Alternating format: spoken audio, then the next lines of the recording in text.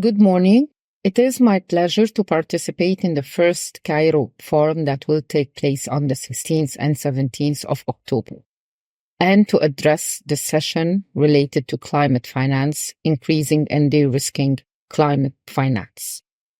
Egypt has played a vital role, not only in hosting the COP27, but also at the national level, through developing the National Climate Change Strategy 2050, updating its national determined contribution twice in 2022 and 2023.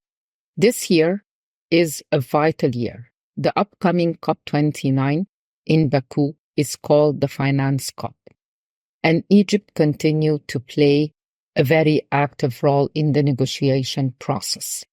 It is my honor to represent Egypt as a co-facilitator together with Australia in order to facilitate the new collective quantified goal on finance. This is the main topic that we are expecting to result from the upcoming COP29. The issue of the climate finance is not only about the quantity. Are we talking about 100 billion or a trillion? We also have to talk about the quality of the finance. What are the tools that we are using?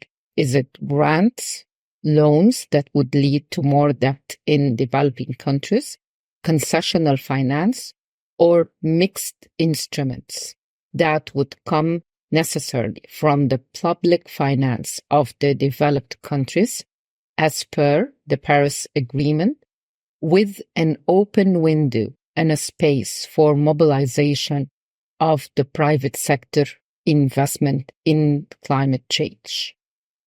The success story that happened in Egypt and around the world is the story of renewable energy, and how much can the private sector invest in the area of renewable energy.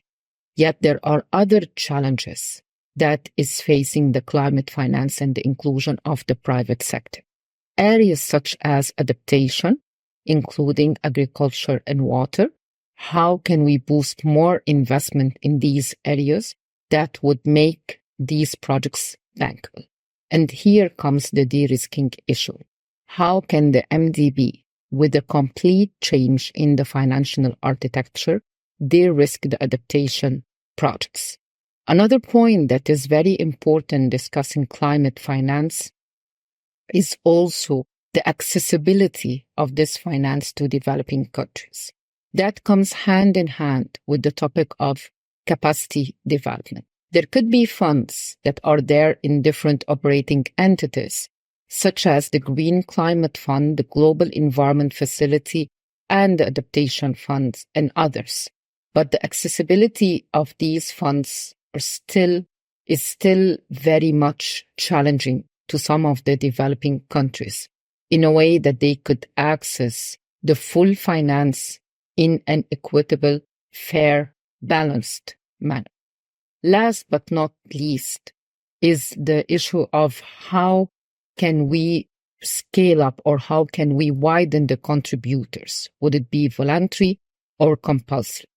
The concept of the polluters pay principle has always been there in many of the multilateral environmental agreements.